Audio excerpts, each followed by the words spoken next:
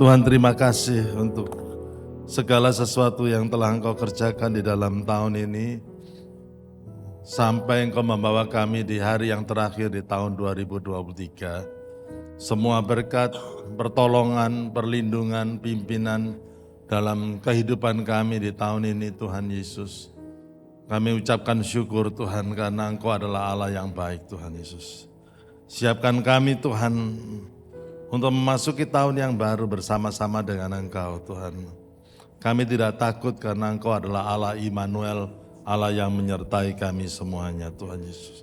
Teduhkan hati kami untuk mendengarkan firman-Mu, urapi kami semuanya, sehingga kami bisa mengerti jalan-jalan-Mu Tuhan. Terima kasih Tuhan, kami serahkan waktu yang kudus ini ke dalam tangan-Mu, dalam nama Tuhan Yesus kami berdoa. Yang percaya katakan, amin, amin, amin. Silakan saudara duduk kembali. Amin. Sudah tanpa terasa kita sudah memasuki hari terakhir, besok kita memasuki tahun yang baru.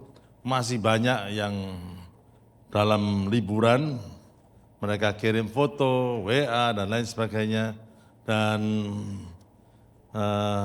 tetapi saya sangat appreciate kehadiran saudara di kebaktian penutup tahun ini, saudara. Dan saya percaya Tuhan juga akan menyertai kita yang di Surabaya juga. Amin, saudara. Nah, hari ini saya cuman ingin sharing untuk mengingatkan kita as a reminder tentang pentingnya, ada beberapa poin yang saya ingin sharingkan untuk menjadi bekal bagi kita untuk memasuki tahun yang baru, saudara. Saudara, kita akan memasuki tahun yang mungkin tidak lebih mudah daripada tahun 2023.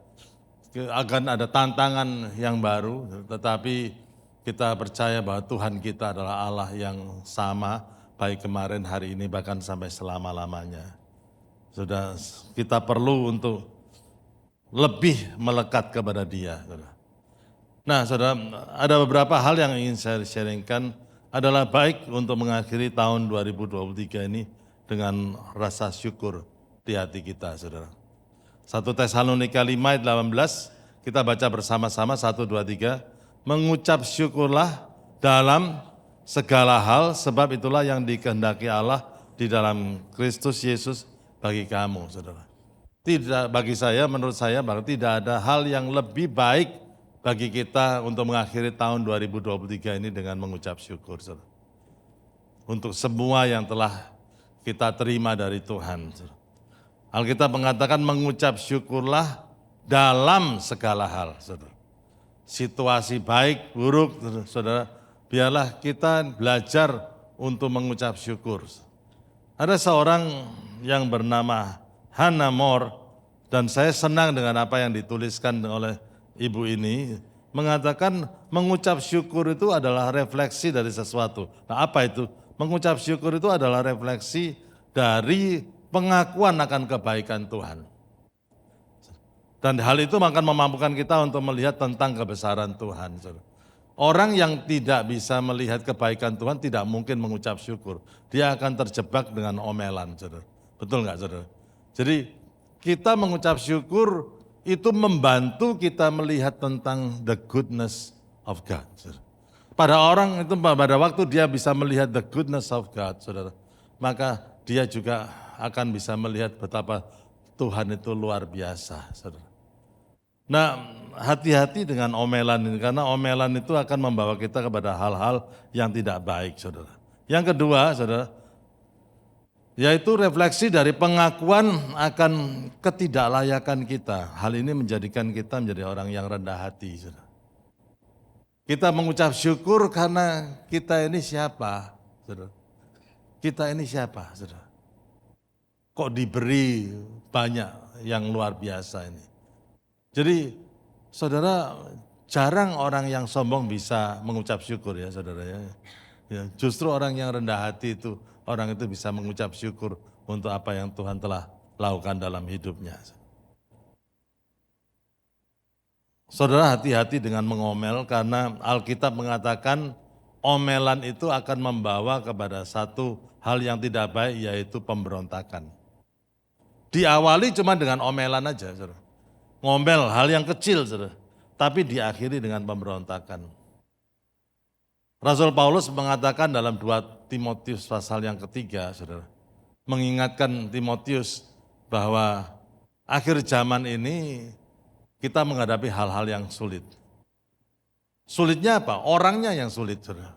Dan saudara, dikatakan tanda-tandanya itu salah satunya mereka berontak kepada orang tua dan tidak tahu berterima kasih. Itulah ciri dari manusia akhir zaman, saudara. Tidak tahu dan Alkitab selalu menggandengkan tidak tahu berterima kasih atau mengomel, itu ada kaitannya dengan pemberontakan. Saudara. Jadi pada waktu orang itu tidak bisa melihat bahwa apa yang dia terima, apa yang dia punyai saat ini adalah berkat dan anugerah Tuhan dan mulai menggerutu, saudara, maka disitulah titik-titik pemberontakan itu terjadi. Saudara. Nah, Tuhan membenci omelan. Bangsa Israel dikeluarkan dari Mesir, masuk tanah perjanjian. Dalam perjalanannya itu mujizat demi mujizat. Keluar pertama, perang kepada bangsa yang kuat namanya bangsa Amalek. Ini bangsa Israel ini sudah dijajah sebagai budak ratusan tahun, disuruh perang, tidak bisa perang, tapi justru Tuhan menghadapkan dengan itu dan memberikan kemenangan yang luar biasa. Mujizat demi mujizat dialami persis di tepi ya sungai untuk bisa masuk menyeberang ke tanah perjanjian. Di situ bangsa Israel ngomel. Dan akhirnya apa yang dilakukan oleh Tuhan? Diputar lagi, 40 tahun. Diputar lagi 40 tahun. Karena omelan mereka. Karena pada waktu mereka ngomel, mereka tidak bisa melihat kebesaran Tuhan. Saudara, mari kita belajar untuk mengucap syukur. Kisah Rasul 28 ayat 15, saudara-saudara yang di sana telah mendengar tentang hal ikhwal kami dan mereka datang menjumpai kami sampai ke Forum Appius dan Tres Taberne. Kalimat selanjutnya dikatakan apa? 1, 2, 3, kita baca bersama-sama. Ketika Paulus melihat mereka, ia mengucap syukur kepada Allah. Lalu apa? Kuatlah hatinya. Hal yang bisa menggerogoti iman kita adalah omelan kita. Ngomel terus. Alkitab mengatakan hari orang yang berkeluh kesah itu buruk semuanya. Saudara, jangan cari hari baik. Mau cari hari baik, mulailah harimu dengan ucapan syukur. Karena kalau kita memulai satu hari dengan omelan, saudara, maka hari kita buruk semuanya. Saudara. Justru pada waktu kita mengucap syukur, saudara, maka Tuhan akan menguatkan hati kita dan iman kita. Saudara. Ya, jadi saudara, bagi saya mengucap syukur itu ada satu buku, nanti kita belajar sama-sama tentang mengucap syukur. Ada satu buku, begitu pentingnya mengucap syukur, sampai begini saudara, pada waktu kita mengucap syukur, semua jadi baik dalam kehidupan kita. Perspektif hidup kita jadi baik, pandangan hidup kita itu jadi sangat-sangat objektif dan sangat-sangat baik. Kerohanian kita jadi stabil, iman kita jadi kuat. Jadi ucapan syukur itu membuka satu kehidupan yang sangat berkualitas. Dan mari kita belajar tentang itu. Setiap kali kita makan pada waktu anak-anak masih kecil, kita ajari untuk apa? Mengucap syukur dengan semua makanan yang ada di meja, betul nggak saudara? Supaya apa? Belajar dari hal yang kecil, mengucap syukur saudara. Tentunya sebagai anak-anak kadang-kadang ada protes saudara. Peraturan di rumah saya itu boleh makan Indomie tapi seminggu sekali, haleluya, puji Tuhan. Saya dengar ada orang yang pergi keluar kota berlibur, karena sudah libur, pagi Indomie, siang Indomie, malam Indomie, ya itu ya ada juga gitu loh saudara. Ya, gitu. Tapi di rumah saya itu dari kecil. Tapi tentunya sebagai anak kecil kan mau kepingin Indomie. Istri saya keras kalau dalam situ. Enggak, seminggu sekali. Enggak mau makan, saudara. Enggak mau makan, saudara. Ya, terutama anak yang kedua itu. Enggak mau makan. Terus gimana? Biasanya kalau anak enggak mau makan gimana? Hatinya kasihan. Enggak, saudara. Istri saya enggak. Saya akan beritahu rahasia yang besar, saudara. Anak itu tidak akan mati kalau tidak makan sekali. Haleluya. Siang tidak mau makan. Saudara. Saya akan beritahu rahasia yang kedua. Saudara. Rahasia besar. Anak itu tidak akan mati kalau tidak makan 2 kali. Ya. Makan malam semuanya dimakan. Nah, gitu saudara. Tapi gini loh saudara ya. Kalau dilatih untuk mengucap syukur dengan makanan yang ada, orang itu dilatih jadi enggak rewel, akhirnya enggak susah. Saudara. Menghadapi kenyataan hidup yang begini nih, belajar untuk mengucap syukur. Amin saudara. Amin. Kalau enggak ada yang amin, tak amin dewe. Saudara mau menguatkan, jangan sampai keimanmu itu keropos karena omelan-omelan itu. Saudara, ya. Masukilah tahun yang baru dengan ucapan syukur. Yang kedua, memperdalam kerohanian kita.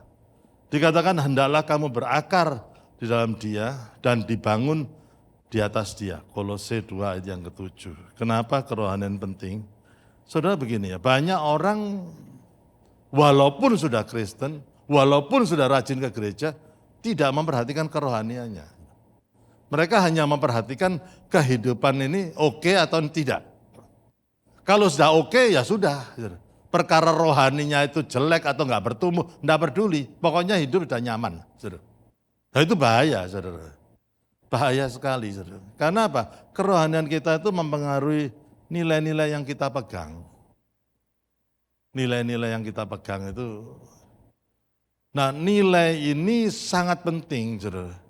Karena apa, saudara? Orang itu akan bisa connect dengan orang yang nilainya sama. Ya, jadi banyak kita bingung kenapa ya dari kecil kok ke gereja, tapi kok pergaulannya jadi begitu. Saudara. Karena apa? Dia tidak pernah memperhatikan kerohaniannya. Jadi pada waktu dia dalam pergaulan itu, lihat kepada orang yang nilainya tidak benar, karena dia tidak punya nilai standar yang dia pegang, akhirnya dia, bahasa Perancisnya katut, saudara. Hanyut dalam zaman ini, saudara. Jadi value itu penting, saudara. Kalau saudara cari mantu, saudara, ya lihat nilainya apa, nilai-nilai yang dia yakini. Dan itu asalnya dari kerohaniannya. Dan nilai-nilai itu yang membuahkan cara berpikir kita. Seorang yang bernama Watchman mengatakan ada spiritual Christian, but there is also a carnal Christian. Kristennya Kristen, tapi pikirannya sangat duniawi. Kenapa bisa demikian? Karena kerohaniannya itu tidak bertumbuh dengan baik. Walaupun dia sering melayani, sering ke gereja. Kemudian itu mempengaruhi tindakan kita.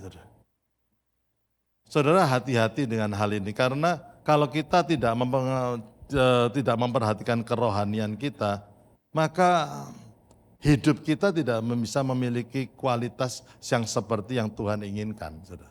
Bagaimana Tuhan bisa bekerja dalam kehidupan kita tanpa ada nilai-nilai rohani yang ada, nilai-nilai kebenaran itu. Kebenaran itu adalah runway di mana Tuhan itu bisa bekerja dalam kehidupan kita. Itu sangat penting sekali, saudara ya. Dan itu bersifat kekal, saudara. Itu yang lain itu tidak kekal. Saya pernah mengundang, tentunya saudara tahu semua Pastor Paul Pitoy. Pastor Paul Pitoy dari Portland yang beberapa kali khotbah di tempat ini. Dulunya dia itu membuka rumahnya untuk orang-orang tua. Saudara, karena istrinya itu juru rawat, jadi dia nerima beberapa orang tua, 3-4 orang tua untuk diasuh, dirawat sama dia. Di Amerika itu bayarannya besar, saudara, mengasuh, menerima orang tua itu. Nah, saya sempat masuk ke rumahnya Pastor Paul Pitoy ini dan melihat ditunjukkan ada seorang tua yang membaca koran sambil lihat TV. Dia bilang ini profesor dari satu universitas. Profesor, saudara ya. Dan saya diperlihatkan, di sana itu ada yang berbaring itu, ada istri daripada seorang hamba Tuhan. Saudara. Itu, sudah tua semuanya. Saudara. Dan saya disuruh memperhatikan kedua orang itu, ada yang orang tua lain di kamar yang lain. Tapi saya perhatiannya untuk dua orang tua ini. Dan pada waktu saya lihat dia enggak lihat saya, dan dia lihat TV, sebentar baca koran. Aneh saudara, baca koran kemudian lihat TV, baca koran lihat TV, itu kan aneh-aneh. Dan baru setelah saya dekat dengan dia, itu ngomongnya kotor terus. Ngomongnya kotor terus. Ngomong sumpah serapah dan lain sebagainya. Wah, profesor kayak gitu saudara. Terus kemudian saya disuruh lihat istrinya pendeta, suaminya sudah meninggal saudara. Dan kemudian dia lihat, Pak Paul Pitoy mengatakan dia baru kepleset jatuh, sakit jadinya. Dan selalu dipegang-pegang gini. Tapi setiap kali dia megang pinggangnya ini, setelah saya dekat, dia ngomong apa? Praise the Lord. Puji Tuhan. Dan dia ngomong, I love you Lord. I love you Lord. Wow. Dan saya dengarkan itu, dan saya juga bingung juga. Nah, baru Pak Paul Pitoy mengatakan, saya beritahu ya, kedua orang ini sudah pikun. Sudah pikun. Tetapi yang satu muncul kata-kata kotor, sumpah serapah. Tapi yang satu yaitu, I love you Lord, praise the Lord. Kok bisa? Mungkin dia sudah lupa, didatangi anaknya pun sudah lupa. Tetapi karena spiritualitasnya itu masih ada, saudara. Tinggal itu yang kekal. Saudara. Yang muncul itu kata-kata yang memuliakan nama Tuhan. Saudara, saya nggak tahu kira-kira kalau semua kita ini semuanya sudah pikun, kira-kira kata-kata apa yang keluar dari mulut kita ya? Kira-kira loh saudara, kira-kira saudara. Menceno itu, menceno ini, wah itu, wah repot kalau gitu. Nah, ya saya jadi sedih kan, bertahun-tahun dalam gereja tapi kok nggak ada sesuatu perubahan yang terjadi. Nah itu saudara, itu yang paling penting dalam kehidupan. Perhatikan spiritualitas saudara. Saya gambarkan dengan ini saudara, ya kadang kita nggak lihat itu. The quality of our spiritual life itu mempengaruhi kehidupan kita.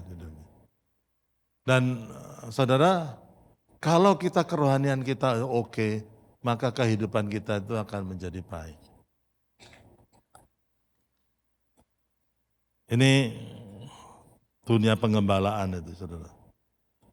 Dunia pengembalaan itu yang penting itu bukan menyelesaikan masalahnya saja, tetapi menyelesaikan akar permasalahannya. Jadi kalau ada masalah itu, bagaimana kita menyelesaikannya, kita menyelesaikan tanpa ada faktor kerohanian dan akhirnya semua berantakan, atau semuanya itu diselesaikan secara rohani dan akhirnya Tuhan terlibat dan membawa semuanya bekerja untuk mendatangkan kebaikan dalam kehidupan kita. Saudara, itulah kerohanian itu penting. Kita harus memperhatikan kerohanian. Bukan hanya cuman kita punya uang banyak, everything will be okay. Jangan saudara.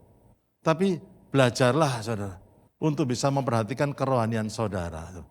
Apapun yang terjadi, biarlah you grow.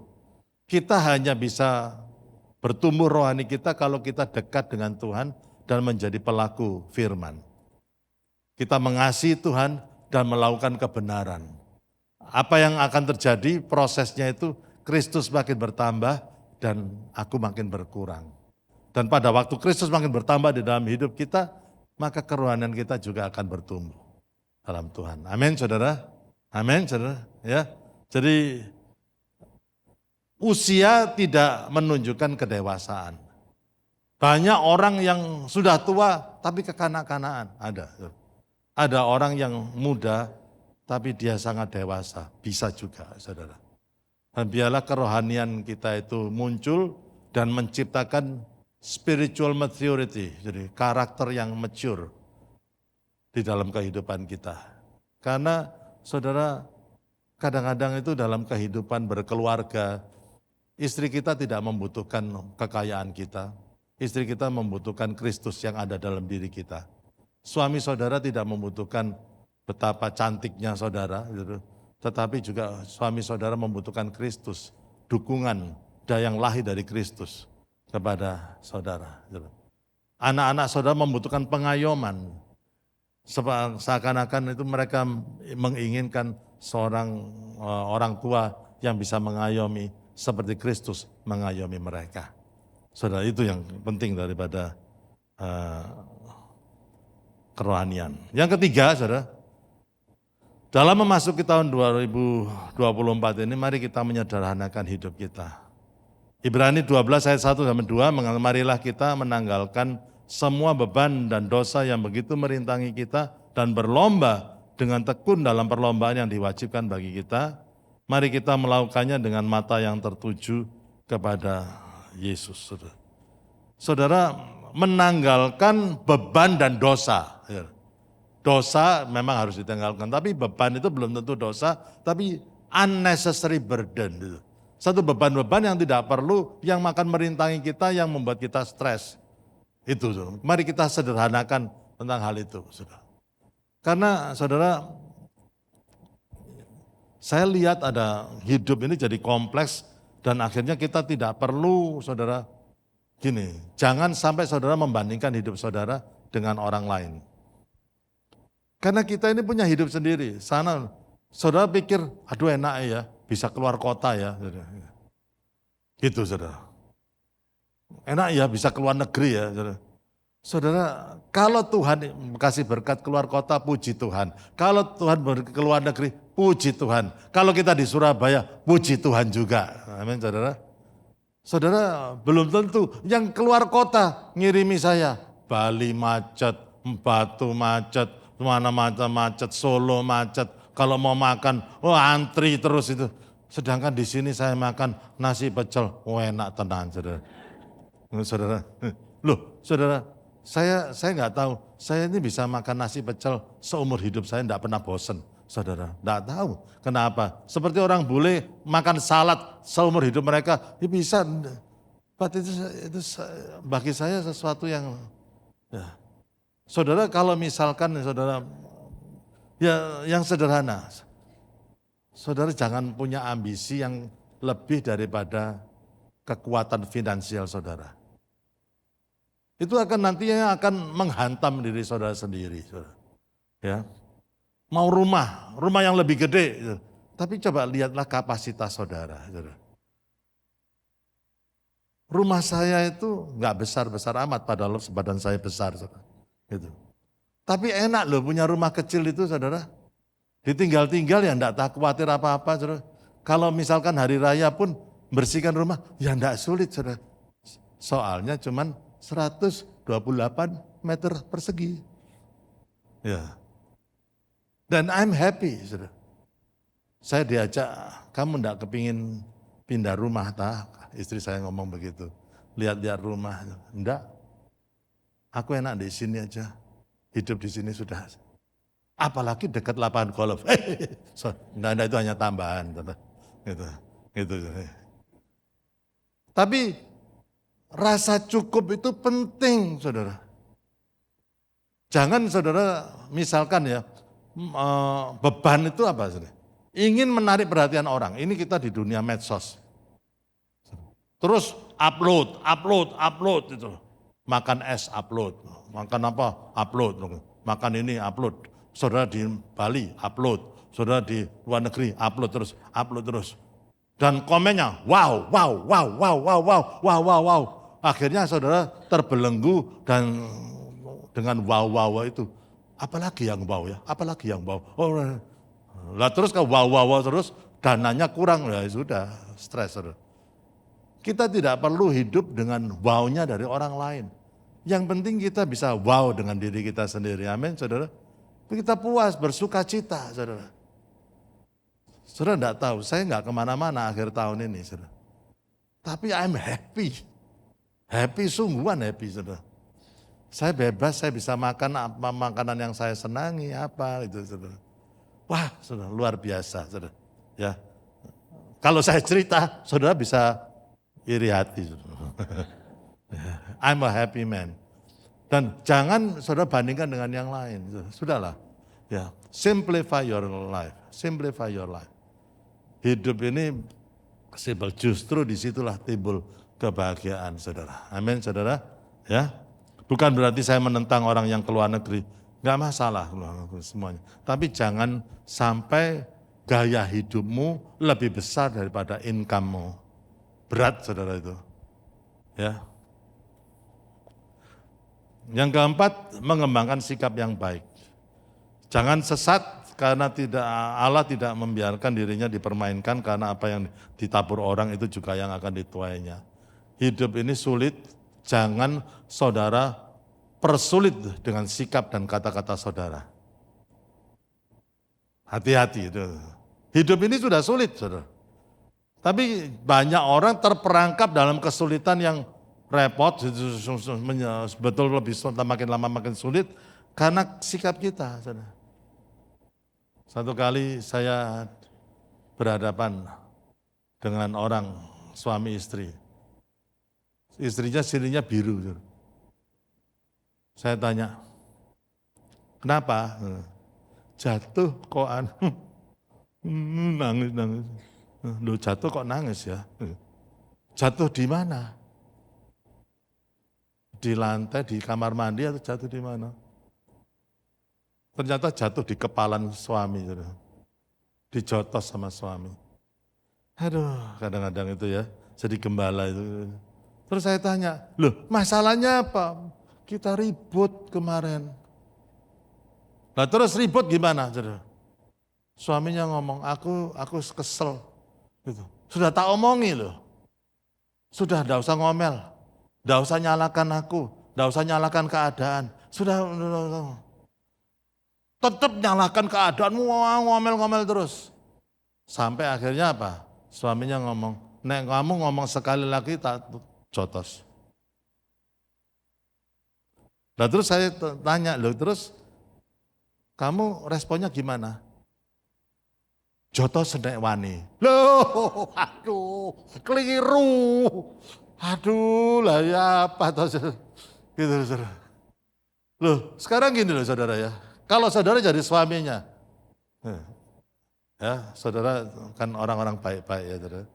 Misalkan saudara terlibat dalam percekcokan dengan istri begitu, terus kemudian itu yang terjadi, terus istrinya ngomong jotos senek wani saudara. Kira-kira mbok jotos enggak? Hah? Enggak, oh sungguh rohani. Loh, kalau enggak dijotos, itu menyakiti manhood-nya orang laki. Langsung pikirannya orang laki, ini isa ngelama ini.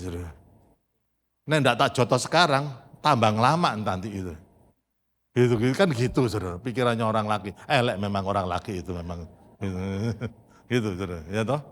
Ya. Tapi nek dijotos ya aku ya mosok jotos istri.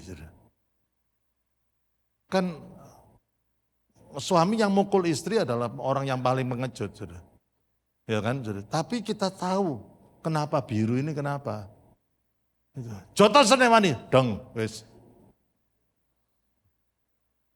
Saudara, itu kenapa? Ya karena sikapnya itu.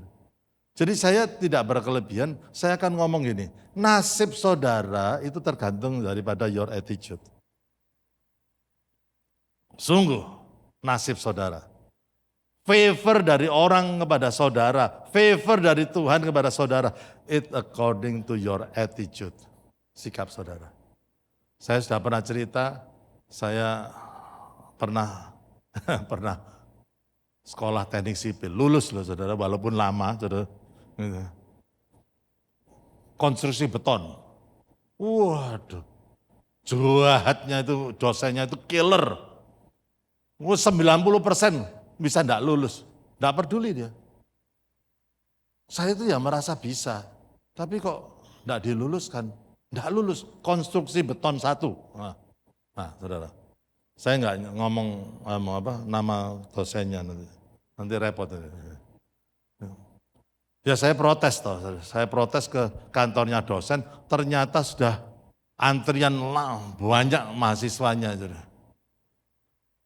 Waduh, saya protes yang kesian dan saya lihat kantornya dosennya itu. Mahasiswa duduk, terus gini, Terus klek, mahasiswanya keluar. Satu persatu. Tapi saya nggak tahu ngomong apa. Lama-lama kan antriannya makin pendek, saudara. Dan akhirnya saya mulai mendengar perkataan perbincangan antara dosen itu dengan mahasiswanya. Pak, saya merasa bisa kok nggak lulus. Kamu merasa bisa, goblok, gitu loh. Gitu loh. Ulangi sana. Oh itu toh. Lah terus kemudian masuk lagi, saya mulai mendengar lagi, Pak, saya kok enggak lulus ya Pak? Saya merasa bisa. Semuanya merasa bisa. Waduh dia marah, goblok terus. Waduh ini lama-lama giliran saya. Akhirnya singkat cerita saya duduk. Ya kamu kenapa? Pak, saya tidak lulus Pak, saya mau belajar dari kesalahan saya. Apa yang saya pelajari supaya tidak saya mengulang kesalahan saya. Nah, gitu. Konco-koncomu memang goblok. Waduh, ini suka dosen ngomong suka. Nama NRP berapa? Dibuka. Ya, terus kemudian, prinsipmu benar ya, prinsipmu benar. Hitunganmu yang salah. Ini salah ini. Tapi prinsipnya benar. Loh Pak, jadi salahnya cuma hitungan saja, prinsip benar Pak. Loh, kamu itu calon insinyur, ngitung salah, bangunan roboh. Waduh, salah lagi, mati. Waduh, wah salah ya bagaimana. Terus, ini penting hitungan ini penting. Waduh, ya Tuhan.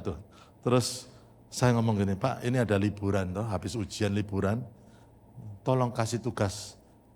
Seberat apapun saya kerjakan di liburan ini, saya tidak ambil libur, saya mau mengerjakan konstruksi beton. Pokoknya saya mau belajar, saya ngulangi, jangan sampai saya ngulangi kesalahan saya. Waduh saya boleh enggak ya? Oke. Kamu punya buku itu, ada 10 soal, nomor ini, ini.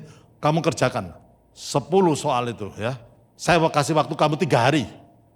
Ya, karena kamu konsepnya benar, tapi hitunganmu salah. Tapi kalau misalkan dalam 10 soal itu ada 1 soal yang hitunganmu salah, kamu tidak lulus. Ngerti gak? Oh ngerti.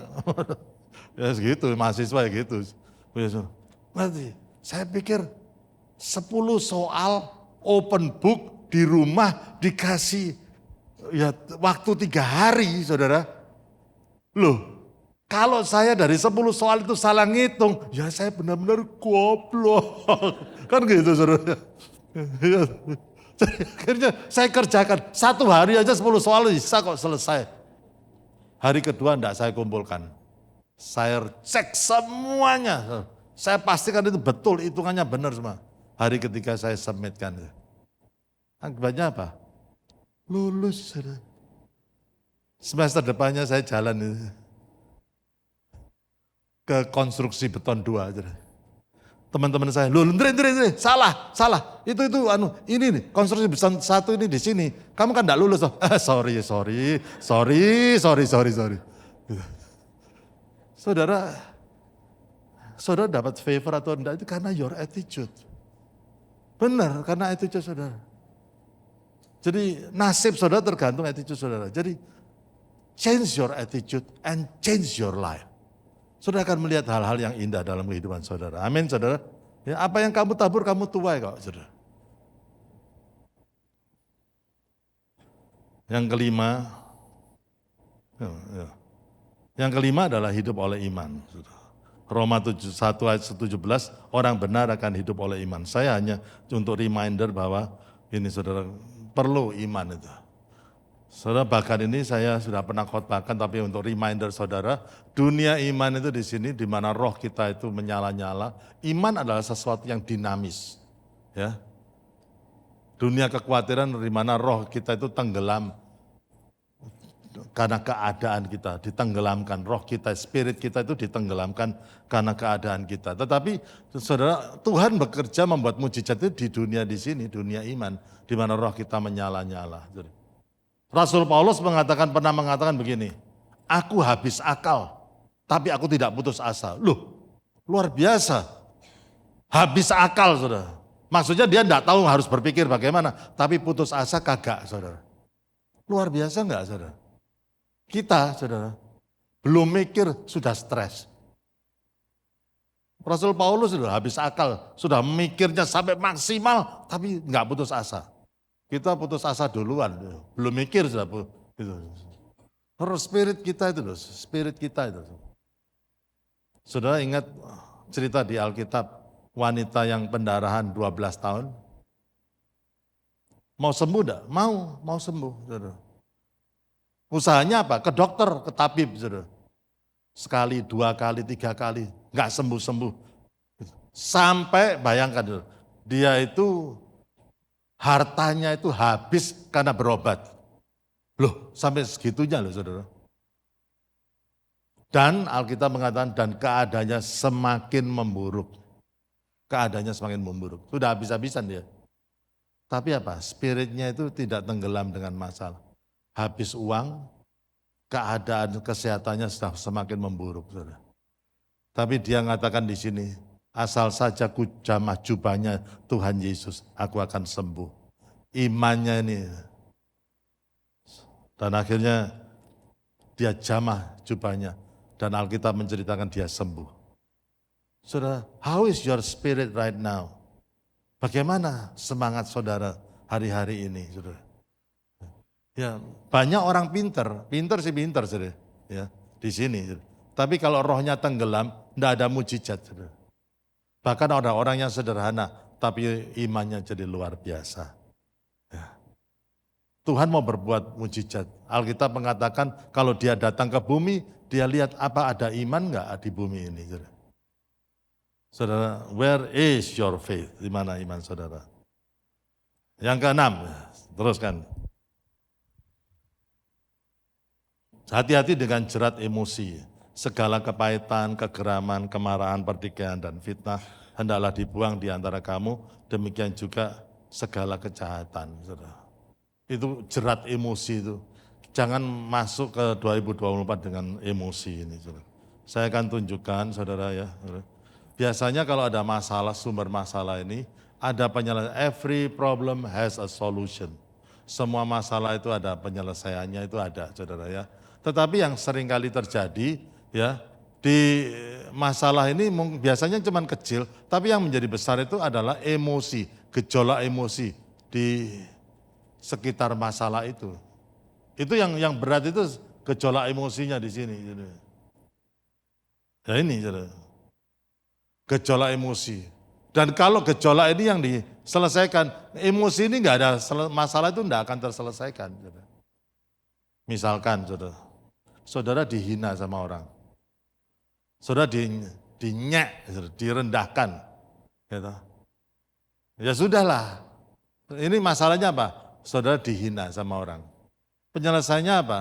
Ya sudahlah, ampuni saja. Tuhan Yesus saja mengatakan, Tuhan ya Bapak ampuni mereka karena mereka enggak tahu apa yang mereka lakukan. Itu aja. So simple, saudara. Tetapi untuk begitu itu tidak mudah karena apa? Kalau sudah karena dihina, sakit hati, ya, marah, harga diri diinjak, merasa ini semua di sini, kemelut di sini. Saya pernah didatangi orang untuk konseling. Dan dia cerita betapa sakit hatinya dia, betapa dia ini merasa ditolak. Dia cerita semua, ini yang diceritakan gejolak emosinya. Karena apa? Ya masalahnya jadi ruwet katanya. Terus kemudian masalahnya dengan orang tuamu apa sih? Dia marah dengan orang tuanya, berontak, pilih kasih, antara ngomong gini-gini, masalah macam-macam itu. Terus masalah utamanya apa? Kamu kok bisa begitu? Terus dia diem. Iya ya, aku lupa masalahnya, pokoknya sudah ruwet. Loh, kan ya lucu saudara. Dia itu terperangkap dengan gejolak emosi dari sebuah masalah, sampai itu begitu besar, sampai masalah intinya aja sampai lupa. Lah banyak konselor yang hanya menyelesaikan emosi, yaitu tidak menyelesaikan masalah. Hal yang kecil. Saudara, tahukah saudara bahwa pendeta bisa sakit hati juga? Betul nggak? Bisa sakit hati loh saudara. Saya punya perasaan, betul. Tapi ya belajarlah menyelesaikan. Satu kali saya kan ngajari golf jemaat ini. Ngajari golf. Mau jemaat, mau bukan jemaat, saya ajarin semuanya saudara. Saya ajarin semuanya. Dan kita main berapa? 12 orang, banyak grup. Ya pada waktu saya sudah siap-siap untuk main dengan ya teman-teman gereja, teman-teman yang bukan gereja, teman-teman yang gereja lain, saya main semuanya. Saya diam aja itu. Terus ada orang yang nyeletuk itu. Bukan gereja MDC, tentunya bukan gereja MDC. Ngomong gini, Koan itu senang loh kalau main dengan kita. Oh iya, Koan ini senang, orang Koan ini. Tahu nggak kenapa Koan senang main dengan kita? Soalnya dia senang bisa main gratis dengan kita. Loh, kok aku senang gratisannya ya? Loh kok kurang ajar dia ngomong kayak gitu. Padahal dia enggak bayari aku. Tadi aku bayar sendiri. Enggak ada orang yang bayari aku. Dan aku ini sedang memegang stick golf. Enggak tahu ya. Wong bola kecil aja kena apalagi kepalamu. Lah itu. Ya saya ngamuk toh. Dalam hati ya, sampai enggak gitu, enggak saya dibela sama teman-teman gereja. Teman gereja pegolf itu memang baik-baik. Tapi gak ingat saudara. Waduh, saya dipermalukan di depan orang karena saya ini pendeta seneng gratisan. Waduh, harga diri saya kena saudara. Waduh. Beberapa waktu kemudian orang yang sama itu saudara mengalami kesulitan bisnis. Dia bukan orang MDC, bukan kesulitan bisnis dan dia minta didoakan.